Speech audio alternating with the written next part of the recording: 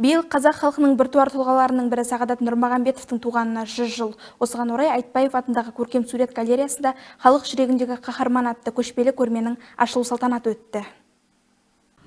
Нұрмағамбетов Сағадат Қожахметұлы еліміздің тұңғыш қорғаныс министрі, Кеңес одағының батыры, халық қаһарманы, тәуелсіз Қазақстанның қарулы күштерінің іргетасын бекітіп, төл әскеріміздің нығаюына зор үлесін қосқан тұлға. Шараға қатысқан Қазақстан Республикасы қарулы күштерінің ардагерлері Сағадат Қожахметұлы туралы ыстық естеліктермен бөлісті.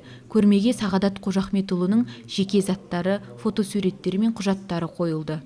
Бұлардың барлығы Сағадат ағамыздың сонау жас күннен бастап Ұлы Отан соғысында ерлік көрсетіп, Кеңес одағының батыры атағын алғаны, және кейінгі Қазақстан Республикасы егемендігін алып құрылған кезде біздің жас еліміздің әскерін нығайтуға өзінің күш қайратын жаңағы берген адам ретінде біз ол кісіні әрқашанда насихаттап, мадақтауға әзір екенімізді осы көрме арқылы көрсетуге келдік.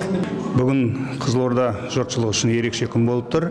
Өйткені Қазақстан Республикасы қарулы күштерінің әскери тарихи музейі сыр еліне Сағадат Қожахметұлы Нұрмағамбетовтың өмір тарихымен өткен өмір жолдарымен таныстыратын жәдігерлерін Қызылорда жұртшылығына таныстыруға келіп отыр. Бұл шара жастарға, өскелең ұрпаққа үлкен өнеге деп түсінеміз.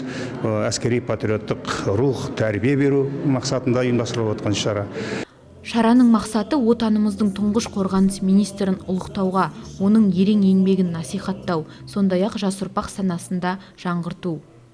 Сағыныш Алайдарова, Сабыржан Қаратаев, Алданазар Нағмет, Қызылорда қоғамдық телеарнасы.